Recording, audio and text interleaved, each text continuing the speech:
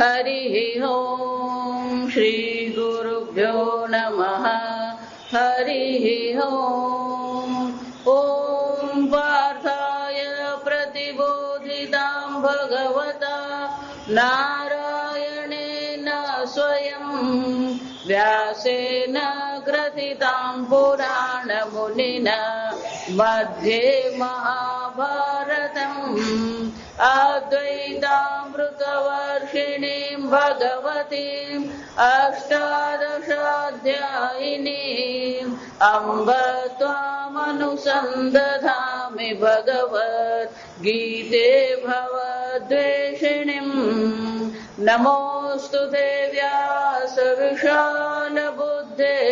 पुल्लारविन्दायतपत्रनेत्र येन त्वया भारततैलपूर्णः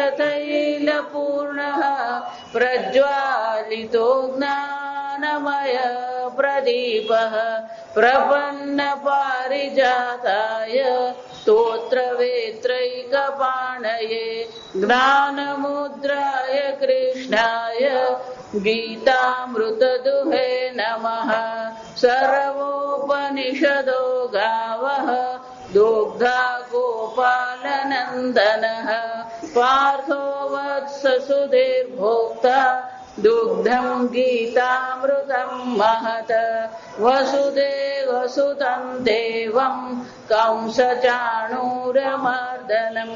देवकी परमानन्दं कृष्णं वन्दे जगद्गुरुं भीष्म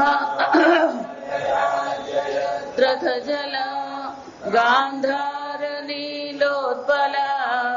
शल्यग्राहवती कृपेण वहने कर्णेन वेलाकुला अश्वत्थामविकर्णघोरमकरा दुर्योधनावर्तिनी सोत्तीर्णा खलु पाण्डवैरणनदी कैवर्तकः केशवः पाराशर्यवचः सरोजममलम् दुःखदम् नानाख्यानककेसरं हरिकथा सम्बोधना बोधितम् लोके सज्जन षट्पदैरहरः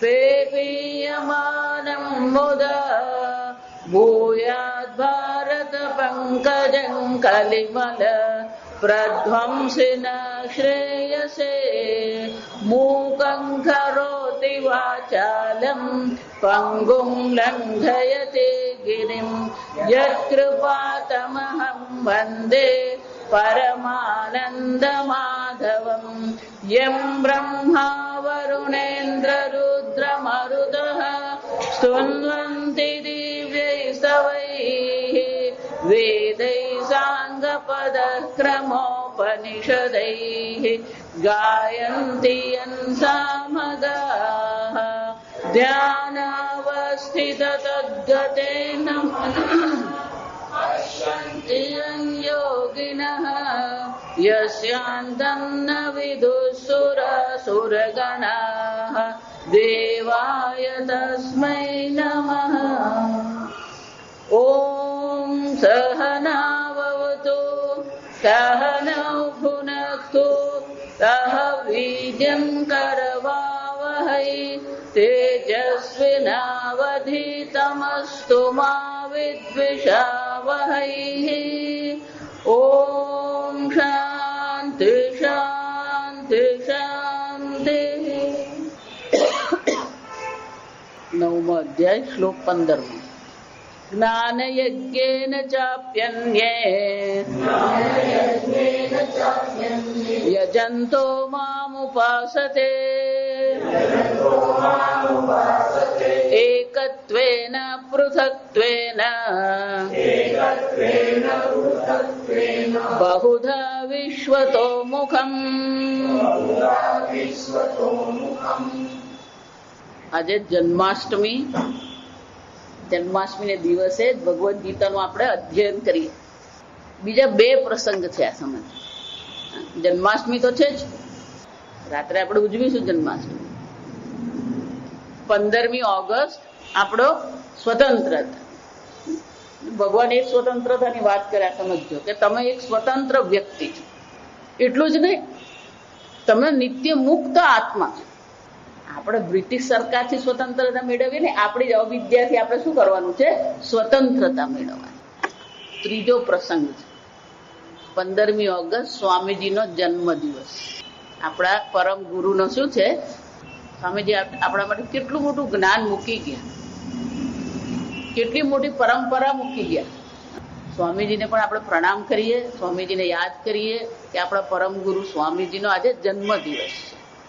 1930માં સ્વામીજીનો જન્મ થયો. જો વિચાર, 30માં સ્વામીજીનો જન્મ 15મી ઓગસ્ટ. 3 પ્રસંગ છે આપણા માટે. આપણા પરમ ગુરુનો જન્મદિવસ છે, સ્વતંત્રતા દિવસ છે અને જન્માષ્ટમી. એટલે સ્વામીજીને પણ, સ્વામીજી પાસે આશીર્વાદ લેવા માટે પણ આજે ગીતાનું અધ્યયન થવું જ જોઈએ. આપણે બધા ગીતા હોમસ્ટેડ ગૃહે ગીતા અધ્યયન ભણીએ જ છે. સ્વામીજી જે આ પુસ્તક આપણા માટે મૂકી ગયા, એના જેવું પુસ્તક બીજે ક્યાંય તમને નહીં મળ્યા. સમજો, અદભુત સ્વામીજીનું વ્યક્તિત્વ. સ્વામીજીને પણ આપણે ખૂબ ખૂબ આભાર સ્વામીજીનો માનવો પડે કે આપણને આ પ્રકારથી શું કર્યું? આશીર્વાદ. જેમ ઋષિ મુનિઓ વેદ રૂપે શબ્દ રાશિ આપણી પાસે મૂકી ગયા, એમ સ્વામીજી પણ શું કરી ગયા છે? આ શબ્દ રાશિ આપણી સાથે મૂકી ગયા છે. આમ સ્વામીજી છે, જન્માષ્ટમી છે અને સ્વતંત્રતા છે. ગઈકાલે જોયું જ્ઞાન યજ્ઞ અન્ય જ્ઞાન રૂપી યજ્ઞ યજંત પૂજયંત મામ ઈશ્વરમ. જો ભગવાન બહુ સરસ કે ખરેખર મારી પૂજા કરવી હોય, ખરેખર મારું યજન કરવું હોય તો ખરેખર મારું યજન કોના દ્વારા થવું જોઈએ? જ્ઞાન યજ્ઞ. જો ભગવાનના શબ્દો છે, આ સમજો. ભગવાન કે છે આ જ્ઞાન રૂપી યજ્ઞ દ્વારા જે લોકો મારું પૂજન કરી રહ્યા છે. જો અહીંયા નહીં, 18મા અધ્યાયમાં ભગવાન કહેશે કે અર્જુન આવયો સંવાદ. આપણા બેનો આજે સંવાદ જે છે, જે એનું અધ્યયન કરશે, જે એનું અધ્યયન કરાવશે, એ મારો પ્રિય ભક્ત છે. આપણે જન્માષ્ટમી ઉજવીએ, પૂજા પાઠ કરીએ, પણ ખરેખર જે ભગવાનની પૂજા છે કઈ છે? જ્ઞાન યજ્ઞ યજંત. આપણે જે કરી રહ્યા છે અત્યારે શું છે? આ જ્ઞાન યજ્ઞ છે.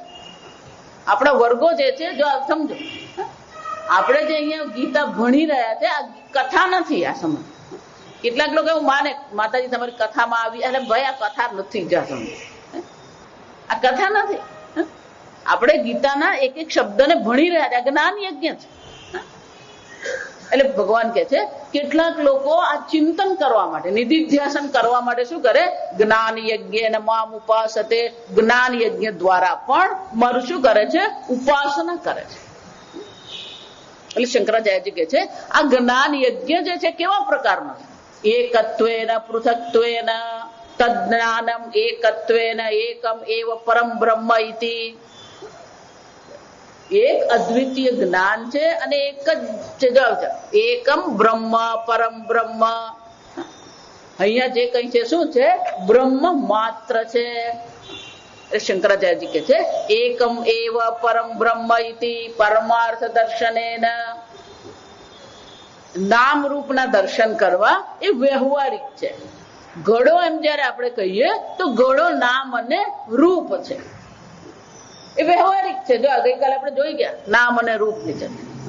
પણ ખરેખર જે પારમાર્થિક તત્વ જે છે, વસ્તુ જેને આપણે કહીએ શું છે? એકમ એવ પરમ બ્રહ્મ. આ પરબ્રહ્મ જ એક તત્વ છે, બાકીના બધા નામ અને રૂપ છે.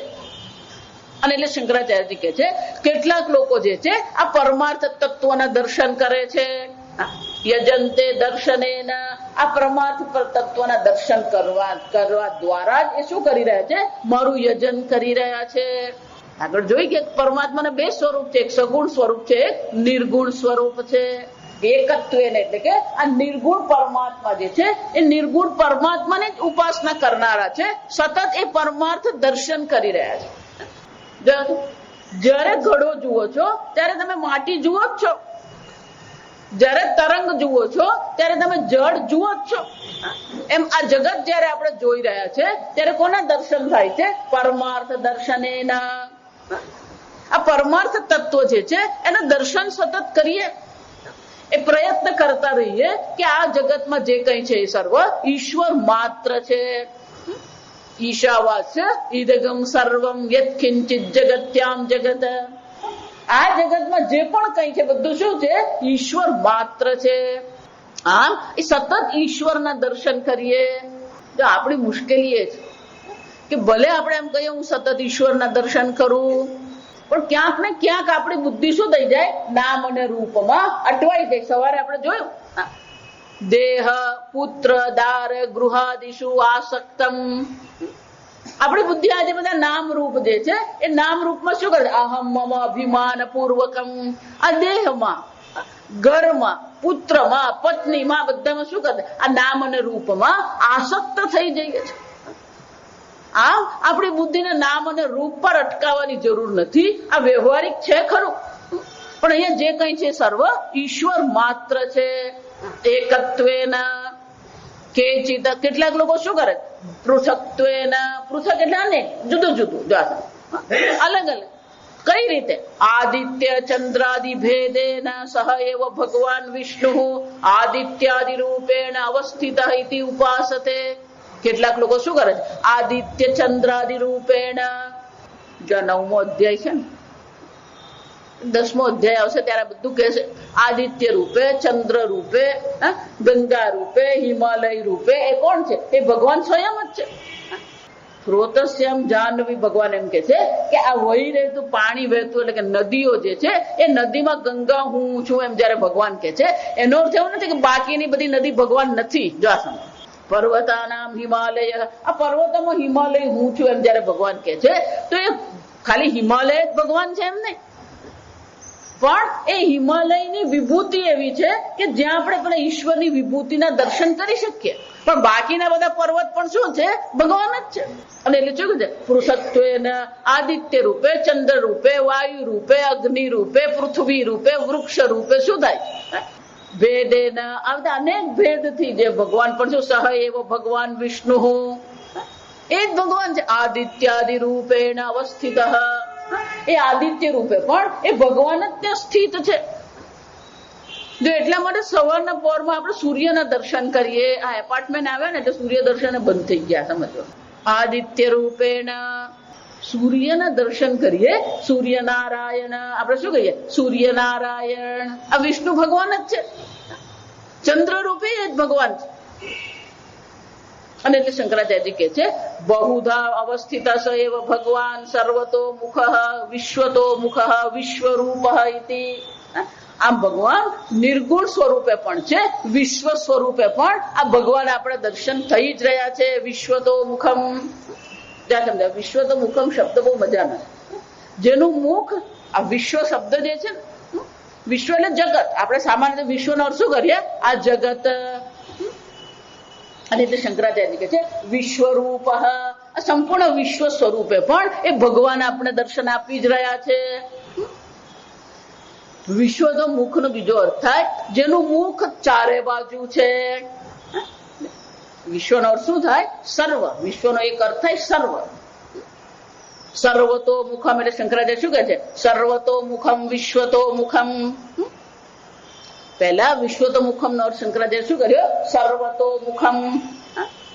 જેનું મુખ સર્વતઃ, સર્વ બાજુ પર છે. એનો અર્થ શું થયો? કોઈ પણ દિશામાં જુઓ ઈશ્વર છે. અગ્રતઃ પૃષ્ઠતઃ દક્ષિણતઃ વામતઃ ઉપર નીચે અધઃ ઉપરી. અધઃ ઉપર, ઉપર પણ ભગવાન જ છે. અધઃ નીચે પણ ભગવાન જ છે. ગઈકાલે કીધું ને ભગવાન ક્યાં નથી. લોકોને એ પ્રશ્ન છે ભગવાન ક્યાં છે? વેદાંત ભણીએ તો શું સમજે? વેદ ક્યાં નથી. સર્વત્ર. એટલે શંકરાચાર્ય કહે છે સર્વતો મુખમ. સર્વત્ર એ પરમાત્મા છે જ. અને એ જ પરમાત્માના શું કરવાનું છે? દર્શન કરવાના. એવમ બહુધા વિશ્વરૂપમ સર્વતો મુખમ બહુધા બહુ પ્રકારેણ ઉપાસતે. આ પ્રકારથી લોકો શું કરે છે? અનેક પ્રકારે મારી ઉપાસના કરે છે.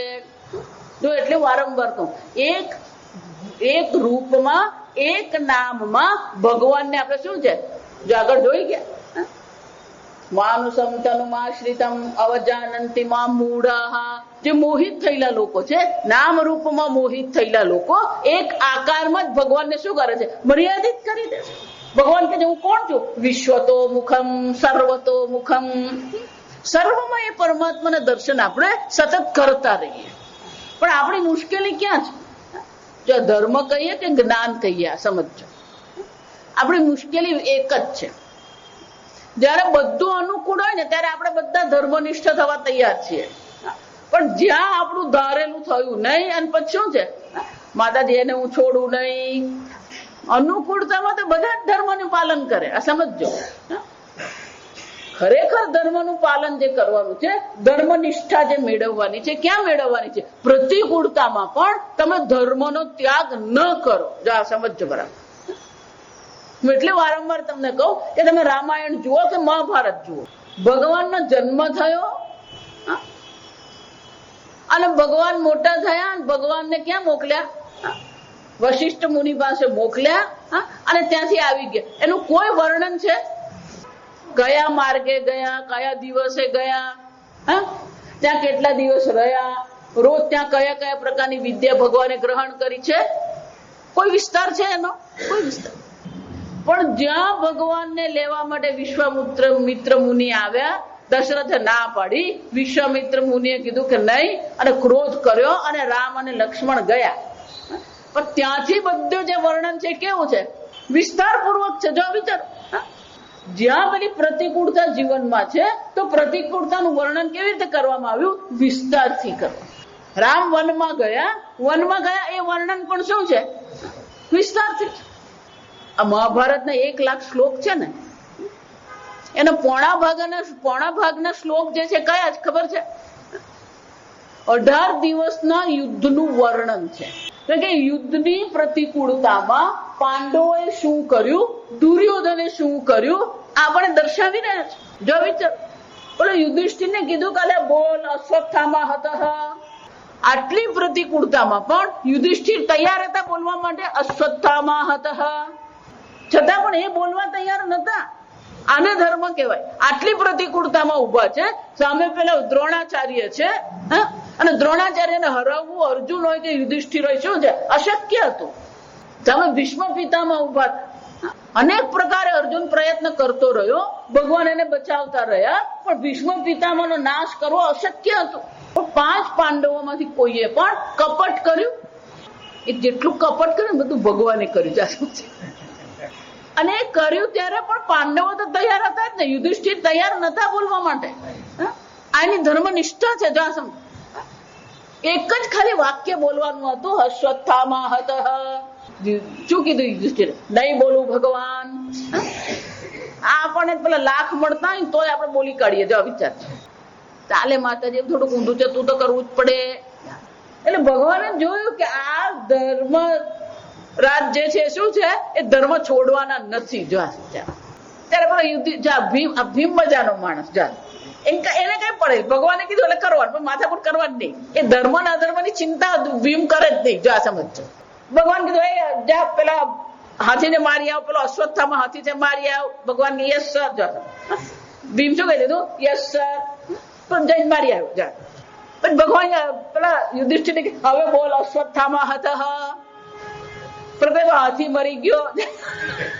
યુધિષ્ઠિરની ધર્મનિષ્ઠા તમે જુઓ. એટલે ભગવાને કીધું કે હવે આ શું છે? બોલશે જ નહીં.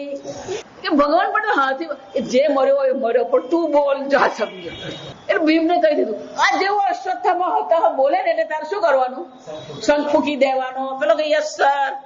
એટલે ભગવાનને ખબર હતી કે આ બોલશે ખરા યુધિષ્ઠિર, પણ કઈ ચાલાકી તો કરશે જ. કેમ? કઈ પેલી ધર્મનિષ્ઠા છે એમની. તો વિચારો, ભગવાનને પણ યુધિષ્ઠિર પર કેટલી નિષ્ઠા હતી, કેટલો વિશ્વાસ હતો કે યુધિષ્ઠિર ક્યારેય ધર્મનો ભંગ નહીં કરે. જો વિચારો, ભગવાનને ખબર હતી કે આ શું કરવાનું, આ ધર્મનું ઉલ્લંઘન ક્યારેય નહીં કરે. એટલું જ નહીં, દ્રોણાચાર્યને પણ યુધિષ્ઠિર પર શું હતો? વિશ્વાસ હતો કે યુધિષ્ઠિર ક્યારેય જુઠ્ઠું નહીં બોલે. જો સમજો, આટલી પ્રતિકૂળતામાં છે, સામે ભીષ્મ પિતામાં છે, દ્રોણાચાર્ય છે, કૃપાચાર્ય છે, પણ છતાં પણ એ શું છે?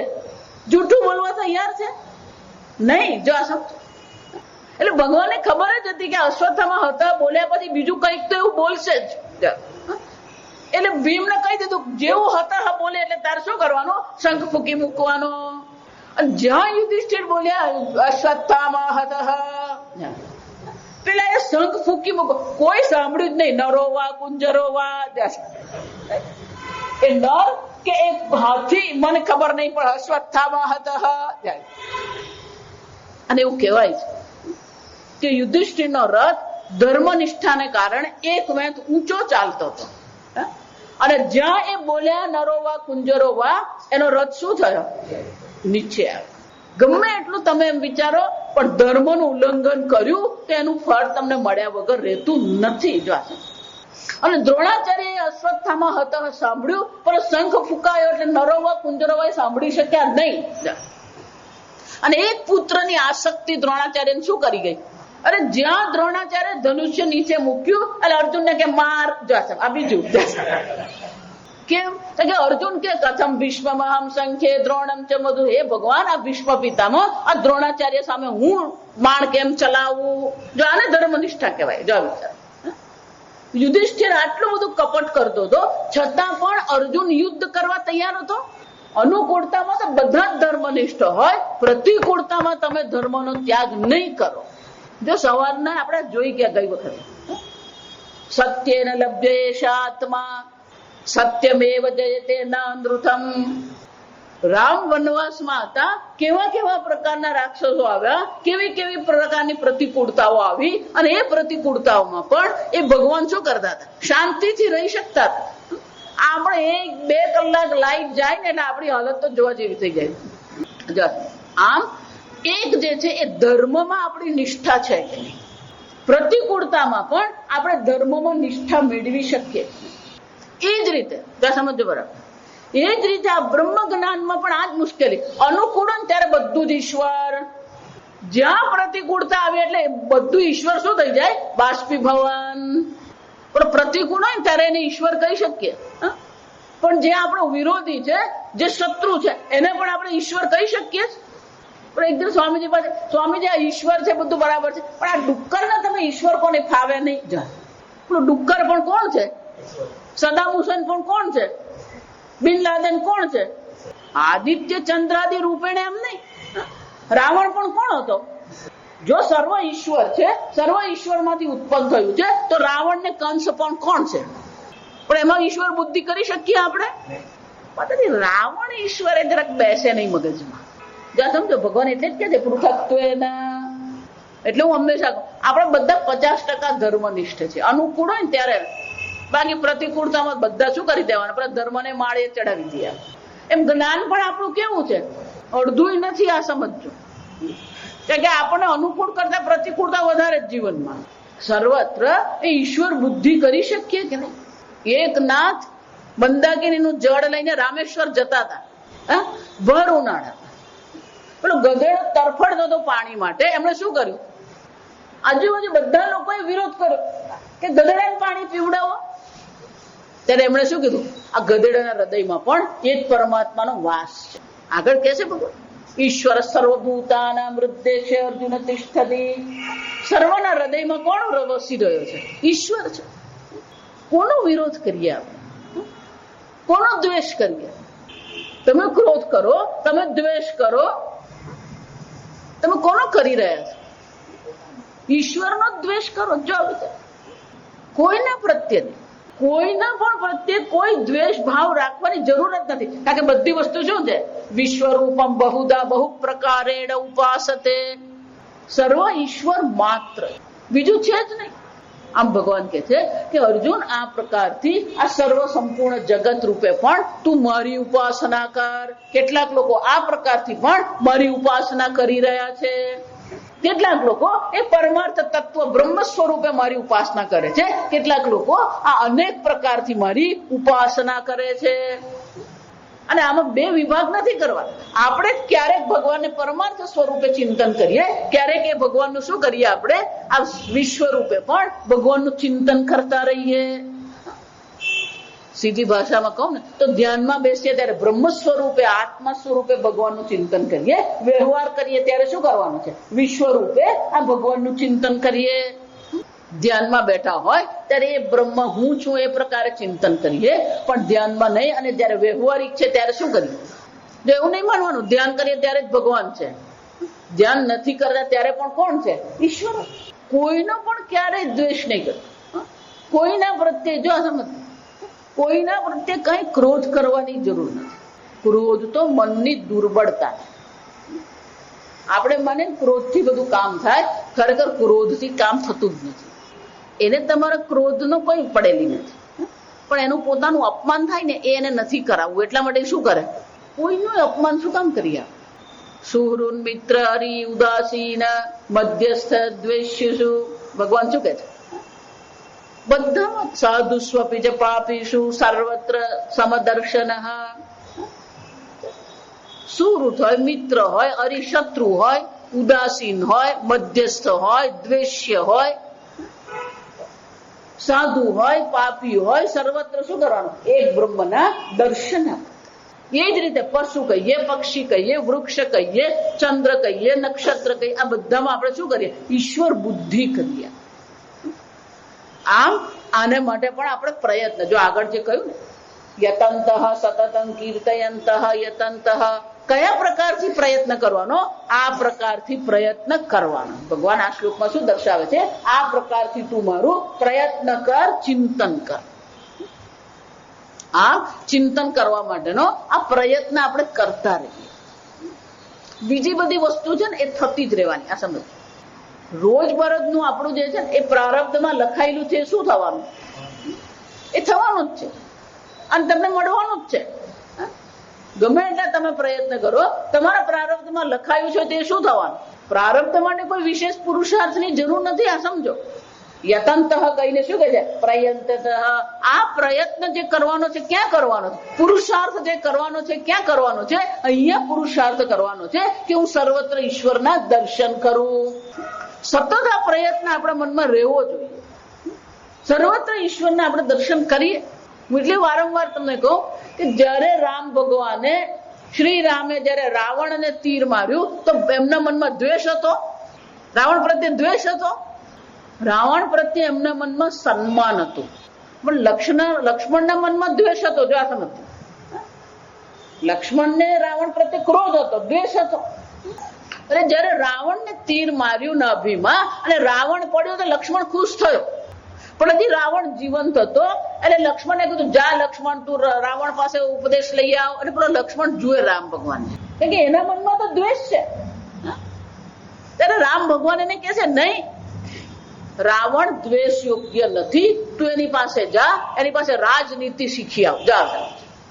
અને રાવણને પણ જો મહાનતા તમે, પેલો લક્ષ્મણે જઈને કીધું અને રાવણે પણ શું કર્યું?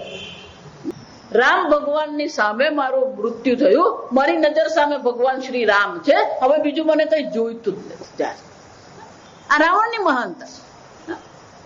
લક્ષ્મણને ઉપદેશ કર્યો એમણે, અને કર્યો એટલે એમને બાકી રાખ્યું. જો આપણે બાપુ ઉપદેશ કરે તો કેટલીક વસ્તુ શું કરવાની?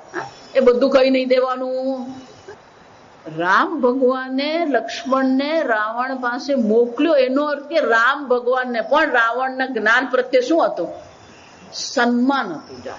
અન્યનું સન્માન કરવું ને એ મહાનતા છે. અન્ય પ્રત્યે દ્વેષ કરવો, અન્યના દોષ દર્શન કરવા એ મહાનતા નથી. હું હંમેશા એટલે કહું છું કે સૌથી સરળ આ જગતમાં જો કોઈ કાર્ય હોય ને, સૌથી સરળ હોય ને તો એ દોષ દર્શન છે. આ સમજો. સૌથી અઘરું જે છે ને એ ગુણ દર્શન છે. દોષ જોવા તો બહુ સરળ છે. સાધુ એને કહેવાય જે ગુણગ્રાહી સાધુ. સાધુ કોને કહેવાય? ગુણગ્રાહી. બીજાના ગુણને તમે જુઓ અને બીજાના ગુણને તમે શું કરો? એની વૃદ્ધિ કરવાનો પ્રયત્ન કરે, એને સાધુ કહેવાય. દોષ દર્શન કરવા એ સાધુતા નથી. ભગવાનના તમે ભક્ત છો, ભગવાનની ભક્તિ કરો છો, તો ભગવાન અહીંયા શું કહી રહ્યા છે? બહુદમ વિબહુ રૂપમ ઉપાસતે. ભગવાનની ભક્તિ કરવી હોય તો પણ શું કરવાની જરૂર છે? બહુદા વિશ્વરૂપમ બહુ પ્રકારેણ ઉપાસતે. એકત્વેન પૃથક્ત્વેન બહુધા વિશ્વતો મુખમ. આમ અનેક પ્રકાર સર્વત્ર આ ભગવાનના દર્શન. જો એટલે જ આ 9મા અધ્યાય પછી 10મા અને 11મા અધ્યાયમાં શું કરવામાં આવે? આ બહુધા વિશ્વતો મુખમ જે છે એનો જ ભગવાન આપણને પછી વિસ્તાર કરી આપે છે. એવું કોઈ સ્થાન નથી. વિભૂતિ યોગમાં 10મા અધ્યાયમાં ભગવાન છેવટે અર્જુનને કહે છે કે અર્જુન મારી કેટલી વિભૂતિ તને ગણાવું? કેમ? આ સંપૂર્ણ જગત એ મારી વિભૂતિ માત્ર છે. પણ આપણને તો પેલા આશ્ચર્ય થાય છે. હું હંમેશા કહું આ મનુષ્ય શરીર આશ્ચર્ય જ છે અને આપણને મળ્યું ને એ આશ્ચર્ય જ છે. આપણી બુદ્ધિ, આપણું જ્ઞાન, આપણું વર્તન જોઈને આપણને એમ લાગે કે ભગવાને આપણને મનુષ્ય બનાવે એ પણ શું છે? ભગવાનની કૃપા જ છે. આશ્ચર્ય આ મનુષ્ય શરીર. આ જગતમાં કોઈ વસ્તુ 2 પગે ઊભું નહીં રહી શકે અને માણસ 2 પગે શું થઈ રહ્યો છે? આશ્ચર્ય જ છે. ભગવાને ગુરુત્વાકર્ષણ બનાવ્યું. એનો જે ગુરુત્વાકર્ષણનો જે નિયમ જે છે એ નિયમનો અપવાદ કોણ છે? તમે જ એનો અપવાદ છો. કેમ? તમે 2 પગે ઉભા રહી શકો છો. અપવાદ છે. જો વિચાર, પણ ઉપગ્રહને ઉપર મૂકવો હોય તો કેટલાય ટન પેલું ફ્યુઅલ તમારે બાળવું પડે ત્યારે રોકેટ થી પેલું ઉપગ્રહ ઉપર જઈ શકે. આ ગુરુત્વાકર્ષણનું બળ કેટલું વિશેષ છે ને એમાં તમને ખબર પડે. પણ 5 કિલોનો તમારો ઉપગ્રહ છે પણ એને પેલા ઉપર પરિભ્રમણમાં મૂકવું હોય તો તમારે કેટલું મોટું રોકેટ છોડવું પડે. આ ગુરુત્વાકર્ષણનું બળ તમે જુઓ. પણ એ બળનું અપવાદ કોણ છે? આ તમારું શરીર છે. આના જેવું બીજું આશ્ચર્ય કયું? તમારું હૃદય ધબકી રહ્યું. જ્યારથી હૃદય બન્યું ત્યારથી તમે માના ગર્ભમાં હતા અને જયારે પેલું 1 સેન્ટીમીટરનું હૃદય હતું ત્યારથી એ હૃદય શું થઈ રહ્યું છે? ધબકી. આશ્ચર્ય છે. વૈજ્ઞાનિકોને નવાઈ લાગે છે. આપણો પેલો પાણીનો પંપ અડધો કલાક ચલાવે ને એટલે બળી જાય. જો આ વિચાર છે. અને આ ભગવાનનો પંપ શું થઈ રહ્યો છે? જ્યાં જુઓ ને ત્યાં ભગવાનની વિભૂતિ છે. અને એટલે ભગવાન કહે છે જયારે તમે સમાધિમાં છો, એકાંતમાં છો, ધ્યાન કરી રહ્યા છો ત્યારે પરમાર્થ સ્વરૂપે હું પૂર્ણ બ્રહ્મ છું, ઈશ્વર અને હું એક જ છે, આ પ્રકારે ચિંતન કરો. જયારે વ્યવહારમાં તમે છો ત્યારે શું કરો? બહુધા વિશ્વતો મુખમ. અનેક પ્રકારે અર્જુન હું અભિવ્યક્ત થઈ રહ્યો છું, ઈશ્વર જ અભિવ્યક્ત થઈ રહ્યો છે. એ પ્રકારે તમે શું કરતા રહો? ચિંતન કરતા રહો. આ એકત્વેન પૃથક્ત્વેન બહુધા વિશ્વતો મુખમ. બાકીનું બધું જે છે ને, જો તમને કહું, તમારા બધા કર્મ જે છે ને યાંત્રિક છે. ભલે ને પેલો ગમે તેવો શ્રેષ્ઠ ડોક્ટર હોય, આંખના ડોક્ટર જો છે, ભલે એમનું જ્ઞાન શ્રેષ્ઠ છે ને આપણે એને માન આપીએ છીએ, એમાં કોઈ પ્રશ્ન જ નથી. પણ મોતિયો કાઢવો જે છે એ એના માટે શું છે? એને વિશેષ વિચાર કરવાનો છે. રોજ જ જો વિચાર, દરેક મનુષ્યના રોજ બરોજના કેટલાક કાર્ય જે છે ને રોજ જ એને કરવાના હોય. મોતિયો કાઢવાનો રોજ પેલા 15-25 માણસ મોતિયો કાઢતો હોય, એના માટે કેવું થઈ જાય? સહજ થઈ જાય. એને કઈ વિશેષ વિચાર કરવો નહીં પડે. યાંત્રિકતા. જો બેંકમાં કામ કરતા ત્યાં પણ શું થવાનું? આ પ્રોફેસરો જો આ પ્રોફેસરો યાંત્રિક જ છે કે એનું એ શીખવાનું દર પેલા વિદ્યાર્થી બદલા લે, પણ ભણાવવાનું તો શું છે? તમે વિજ્ઞાન ભણાવતા કે ભૌતિક શાસ્ત્ર ભણાવો, વિદ્યુત બતાવો, જે ભણાવો, પણ ભણાવવાનું તો શું છે? એનું એ જ છે. એમાં કોઈ વિશેષ વિચાર કરવાનો હોતો નથી. આપણું જીવનમાં 90% જે કર્મ છે ને એ બધું કેવું છે? યાંત્રિક છે. સવારે ઉઠ્યા, બ્રશ કર્યું, દાંત કર્યા, ધોયા ને સ્નાન કર્યું, કપડા પહેર્યા. યાંત્રિકતામાંથી બહાર નીકળવાનું અને શું કરવાનું? એ જયારે આપણે કર્મ કરી રહ્યા છે ત્યારે આ ભગવાનનું પણ શું કરતા રહીએ? આપણે ચિંતન કરતા. પણ માતાજી નહીં થાય જ. જો બધા કરી જ રહ્યા છે, નથી કરી રહ્યા એવું નથી. એટલે રોટલી વણતા હોય તો રોટલી વણતા મોબાઈલ પર વાત કરે, એનો શું થયો? રોટલી વણતા વણતા તમે મોબાઈલ પર વાત કરી શકો તો રોટલી વણતા વણતા ઈશ્વરનું ચિંતન કેમ નહીં થાય? આ ગાડી ચલાવે ને ભાઈઓ, એ ગાડી ચલાવવું પણ શું છે? યાંત્રિક જ છે. જો આ વિચારજો, સામે પેલું દેખાય એટલે ઓટોમેટિક બ્રેક લાગી જ જાય અને વિચારવું પડે, ચાલો હવે હું બ્રેક મારું. વિચારવાનું એ વિચાર એટલે પછી થઈ ગયું. જો આ સમજ છે, હું બ્રેક મારું વિચારવા જાય એટલે તો શું થઈ ગયું હોય? ગાડી ચલાવતા ચલાવતા લોકો મોબાઈલ પર વાત કરતા હતા અને મોબાઈલ પર વાત નીકળે, બાજુમાં જે બેઠો એની સાથે પણ શું કરતા હોય? એ લોકો વાત કરે. જો વિચાર, આ મુંબઈ હું જાઉં પેલો 125 સ્પીડથી ચલાવતો છતાંય આરામથી વાત કરતો, એનો અર્થ શું છે? 125 સ્પીડે પેલી ગાડી ચલાવતો હોય અને તોય એ મારી સાથે વાત કરતો હોય. એટલે ઘણી વાર મને એમ થાય ભાઈ તું વાત નહીં કર, તું ચલાવ.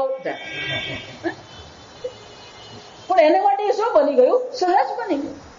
આમ આપણે 90% જે કર્મ છે બધા કેવા છે? યાંત્રિક છે. એમાં તમારે કોઈ વિશેષ વિચાર કરવાની જરૂર નથી, તમારા મનને એટલું બુદ્ધિને વાપરવાની જરૂર નથી. અને એટલે ભગવાન શું કે છે? એ જયારે તમે કર્મ કરી રહ્યા છો ત્યારે પણ તમે શું કરો? આ પ્રકારથી ઈશ્વરની ઉપાસના, ચિંતન કરો. કોઈ એવું કહી શકે જ નહીં માતાજી મારથી નહીં થાય, પ્રયત્ન કરો. એટલે આગળ કહ્યું યતંતઃ દ્રઢવ્રતા. એ ક્યારે ચિંતન થાય? દ્રઢવ્રતા. ગઈકાલ જોઈ દ્રઢમ નિયમ. આપણે જો નિશ્ચય કરીએ કે મારે સતત ભગવાનનું શું કરવું છે? ચિંતન કરવું, આત્મચિંતન કરવું. કેમ કે શ્રવણ અને મનનથી સમજાય તો ગયું, પણ એ વસ્તુને આત્મસાત કરવાની જરૂર છે. આત્મસાત કરવા માટે નિધિધ્યાસન કરવાની જરૂર છે. અને નિધિધ્યાસન કરવા માટે પલાઠી વળીને આંખ મીચીને બેસવાનું જ કહેતા નથી ભગવાન. બહુધા સર્વ પ્રકારેણ પવન તું, પાણી તું, ભૂમિ તું, ભૂત. અંદર રામ હી બહાર રામ હી, જહા દેખું તહા રામ. જો બધા કવિઓ પણ શું કહી ગયા, પણ આપણે પેલા મંજીરા વગાડવામાં એટલો આનંદ આવે ને કે પેલો અર્થ આપણે સમજતા જ નથી. સોવત રામ હી, જાગત રામ હી, સપનો મેં દેખો રાજા રામ હી. જ્યાં જુઓ ત્યાં એ ભગવાનને આપણે દર્શન કરવાનો પ્રયત્ન કરીએ. સર્વ ઈશ્વર માત્ર છે. પુષ્પ હોય, પશુ હોય, પક્ષી હોય, વૃક્ષ હોય, સર્વત્ર શું કરીએ? આ ઈશ્વર છે. વૃક્ષ રૂપે પણ ઈશ્વર છે, પશુ રૂપે પણ ઈશ્વર છે. માતાજી આ સ્વાઇન ફ્લુ થાય, આ મચ્છર પણ શું છે? માતાજી ચિકન ગુનિયા થયા, આ મચ્છર પણ કોણ છે? એટલે મેં કીધું ને આગળ કે અનુકૂળતામાં તો ઈશ્વર ચિંતન થાય, પ્રતિકૂળતામાં પણ શું કરવાનું? તાવ આવ્યો હોય, શરીર દુખતું હોય ત્યારે પણ શું કહેવાનું? હું ઈશ્વર છું. માતાજી ખાવાના ઠેકાણે કા તમે ઈશ્વરની વાત કરો? હું હંમેશા બધાને તાવ આવે ને એ શ્રેષ્ઠ સમય છે ઈશ્વર ચિંતન કરો. કેમ કે બીજું કઈ કરવાનું છે જ નહીં. તમારે શું કરવાનું છે? ખાટલામાં પડી રહેવાનું, કઈ કરવાનું? તો પછી શું કરવાનું? કઈ કરવાનું નથી, ઈશ્વર ચિંતન કરવાનું છે. હું ઈશ્વર છું. એક ભાઈ સ્વામીજી પાસે જઈને કે સ્વામીજી આ બધું બરાબર, પણ મને રડવું બહુ આવે. કે કઈ નહીં એમ બોલવાનું, હું રડવા વાળો ઈશ્વર છું. રડતો રડતો હું કોણ છું? ઈશ્વર છું. બહુધા પ્રકાર એટલે ખાલી એ શંકરાચાર્યજી પેલું આપણું પોઝિટિવ વાત કરે, આદિત્ય ચંદ્ર એ તો છે જ, પણ નકારાત્મક હોય ત્યારે પણ શું કહેવાનું? આ ઈશ્વર છે. તાવ આવે ત્યારે પણ કોણ છે? હું ઈશ્વર છું. માતાજી પાણી માગવું પડે, તમે કહો હું ઈશ્વર છું. પાણી માગવા વાળો ઈશ્વર પણ હું જ છું. હંમેશા ગુજરાતમાં બધા એવું કે માતાજી એવા આશીર્વાદ આપો કોઈ પાસે પાણી માગવું નહીં પડે. એવી અવસ્થા આવે ત્યારે પણ શું વિચારવાનું? હું ઈશ્વર છું. હું જ ઈશ્વર છું નહીં, પણ પાણી આપવા વાળો પણ કોણ છે? ઈશ્વર છે. પાણી પણ કોણ છે? ઈશ્વર છે. પેલો ગ્લાસ પણ કોણ છે? ઈશ્વર છે.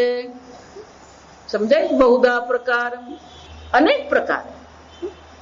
આપવા વાળો ઈશ્વર જ છે, લેવા વાળો પણ કોણ છે? ઈશ્વર જ છે. આ ભગવાન કે છે અનેક પ્રકારે પણ અર્જુન અન્ય લોકો જે છે આ અનેક પ્રકારે મારું ચિંતન કરતા રહે છે. સતત ચિંતન રહેવું. ઈશ્વર ક્યારેય આપણી નજરની બહાર નહીં જાય. ઘડો જોઈએ છે ત્યારે પેલી માટી નજરની બહાર જતી નથી. એ જ રીતે આ જગતના દર્શન કરી રહ્યા છે ત્યારે પણ ઈશ્વર શું છે? આપણી નજર બહાર નહીં જાય. સતત એનું ચિંતન. અને એક વાર એ આદત જો થઈ ગઈ તો પછી છે જેને એક વાર સર્વત્ર ઈશ્વરના દર્શન થઈ રહ્યા છે પછી એને માટે જીવન કેવું છે? યોગ રતો વા ભોગ રતો વા. ભજગોવિંદમાં ભગવાન શંકરાચાર્ય શું કહી ગયા? યોગ રતો વા એટલે કે ધ્યાનમાં બેઠો છે, સમાધિમાં બેઠો છે. ભોગ રતો વા એટલે કે આ વ્યવહારિક જગતમાં જીવી રહ્યો છે. સંગ રતો વા અનેક લોકોની વચ્ચે છે. સંગરહિત એકલો છે. પણ એનું મન ક્યાં છે? યસ્ય બ્રહ્મણી રમતે ચિત્તમ. જેનું મન એ બ્રહ્મમાં ચિંતન કરી રહ્યું છે. નંદતી નંદતી નંદત્યેવ. એને પછી દુઃખી થવાનું રહેતું જ નથી. જો આ સમજો, જો આ ગીતાનો પ્રતિજ્ઞા વાક્ય આ જ છે, પંડિતા ન અનુશોચંતી. જેને સર્વત્ર પરમાત્માના દર્શન કરી લીધા એને માટે પછી શોકનું કોઈ કારણ રહેતું નથી. એ જ ભજ ગોવિંદમાં શંકરાચાર્ય શું કહે છે, નંદતી નંદતી નંદત્યેવ, એ આનંદમાં જ રહેવાનું. શોકની નિવૃત્તિ આપણી થતી નથી, કારણ કે ઈશ્વરના દર્શન કરતા નથી. અને બીજા શોકની નિવૃત્તિ માટે બીજા 50 ઉપાય કરતા રહીએ આપણે. દોરડું છે અને તમને સાપ દેખાઈ રહ્યો છે, પણ જો સાપ ખરેખર છે તો જે ઉપાય કરવાનો છે જુદો છે. જો ખરેખર સાપ છે તો ઉપાય આપણે કરવાનો છે, પણ દોરડું છે ને સાપ દેખાઈ રહ્યો છે તો પછી ઉપાય શું કરવાનો? હાથમાં લાકડી લઈને ફરવાનો, મદારીને બોલાવવાનો, એને કેવું પાવો ફૂકી દે ચાલ. ઉપાય શું છે? પ્રકાશ એ ઉપાય છે. પ્રકાશ શું છે? ઉપાય છે. જ્યાં પ્રકાશ થયો, દોરડું દેખાયું, સર્પ શું થઈ ગયો? નિવૃત્ત થઈ ગયો. એ જ રીતે આપણું શોકનું કારણ શું છે? અજ્ઞાનેનાવૃતમ જ્ઞાનમ તેન મુહ્યંતિ જંતવઃ. આ અજ્ઞાન રૂપી અંધકાર એ આપણા દુઃખનું કારણ છે. અને જ્યાં સુધી અવિદ્યા દેવી બેઠી છે ત્યાં સુધી આ શોકની નિવૃત્તિ કરવી અશક્ય છે. આપણે બીજા બધા ઉપાય કરતા રહીએ, જો સમજો, પણ અવિદ્યાની નિવૃત્તિ કરી, જ્યાં સુધી અવિદ્યાની નિવૃત્તિ નહીં થાય, જ્યાં સુધી સર્વત્ર ઈશ્વરના દર્શન નહીં થાય, ત્યાં સુધી આ શોકની નિવૃત્તિ નહીં થાય. અહીંયા વલસાડમાં એક ભાઈ પ્રવચન મને કે, માતાજી મારે તો જીવનમાં કોઈ શોક છે જ નહીં. જો આ સમજ, માતાજી અમારે તો બધું બહુ સરસ છે, બરાબર, લગે રહો. શું કરવાનું? એટલે જ મુંડક ઉપનિષદમાં જોઈ જાય, અવિદ્યાયા મંતરે વર્તમાનાહ. પેલો અવિદ્યામાં બેઠો છે અને પોતાને શું માને? સ્વયં ધીરાહ પંડિતમ મન્યમાનાહ. અવિદ્યામાં બેઠો છે અને પોતાને શું માની રહ્યો છે? મારા જેવો પંડિત કોણ, ધીર વીર કોણ? આમ જ્યાં સુધી સર્વત્ર ઈશ્વરના દર્શન નહીં થાય, તો એટલા માટે હંમેશા એક વસ્તુ યાદ રાખો, જેમ આપણે ભજન ગાઈએ ને, તો પેલું ભજનનું જે પહેલું વાક્ય ને ટૂંક કહેવામાં આવે. ટૂંક જ કહેવાય ને, ટેક કહેવાય, ટેક. એટલે જે દરેક ફકરો પૂરો થાય પછી શું કરવાનું હોય? પેલું ટેક વાક્ય બોલવાનું હોય. એમાં દરેક શ્લોક પછી આ પેલું ટેક વાક્ય આવે, પંડિતાહ ન અનુશોચંતી. પ્રતિજ્ઞા વાક્ય છે. જેણે આ પ્રકારથી અર્જુન એકત્વેન પૃથક્ત્વેન, એક પરમાર્થ સ્વરૂપ પરમાત્માને જાણી લીધા, અથવા જે આ સર્વ પ્રકાર સર્વત્ર ઈશ્વરના દર્શન કરી રહ્યો છે, એને કોઈ શોક નામની વસ્તુ રહેતી નથી. બાકી આ જગતમાં આપણે શું કરતા ફરવાના? ગુજરાતીમાં એવું કહેવાય, શિંગડા ભેડતો રે. આપણે શિંગડા ભેળવતા જ રહીએ બધાને પેલું અનુકૂળ કરવાનો પ્રયત્ન કરીએ. કેમ? આ અનુકૂળ થઈ જાય તો હું સુખી. પણ એક અનુકૂળ કરીએ ને એટલે બાકીનું શું થઈ જાય? પેલું ખેંચાઈ જાય. એ જે કરીએ એટલે બીજું શરૂ થાય. અને એટલા માટે આ બધી ખટપટ કરવા કરતા પ્રારબ્ધ પ્રમાણે જે આપણને જીવન મળ્યું એ જીવતા રહીએ, પણ બુદ્ધિથી શું કરતા રહેવાનું છે? આ પ્રકારથી સર્વત્ર ઈશ્વરના દર્શન કરીએ, ઈશ્વર છે એ ચિંતન આપણે કરતા રહીએ. આવતીકાલે આપણે પાછા આગળ ચાલીશું. ઓમ સ્વસ્તિ પ્રજાભ્ય પરિપાલયન્તામ ન્યાયેન માર્ગેણ મહિમ મહિષાઃ ગોબ્રાહ્મણેભ્ય શુભમસ્તુ નિત્યં લોકા સમસ્તા સુખિનો ભવન્તુ કાલે વર્ષતુ પર્જન્યઃ પૃથ્વી સસ્યશાલિની દેશોऽયં ક્ષોભરહિતઃ બ્રાહ્મણા સन्तુ નિર્ભયાઃ ઓમ સર્વેષાં સ્વસ્તિર્ભવતુ સર્વેષાં શાંતિર્ભવતુ સર્વેષાં પૂર્ણં ભવતુ સર્વેષાં મંગલં ભવતુ સર્વે ભવन्तુ સુખિનઃ સર્વે સन्तુ નિરામયાઃ સર્વે ભદ્રાણિ પશ્યन्तુ મા કશ્ચિદ દુઃખભાગ ભવેત અસતો મા સદ્ગમય તમસો મા જ્યોતિર્ગમય મૃત્યોર્મા અમૃતંગમય. ઓમ પૂર્ણમદ પૂર્ણમિદં પૂર્ણાત પૂર્ણમુદચ્યતે પૂર્ણસ્ય पूर्णमादाय पूर्णमेवावशिष्यते। ओम शांति शांति शांति। हरि ओम। श्री गुरुभ्यो नमः। हरि ओम।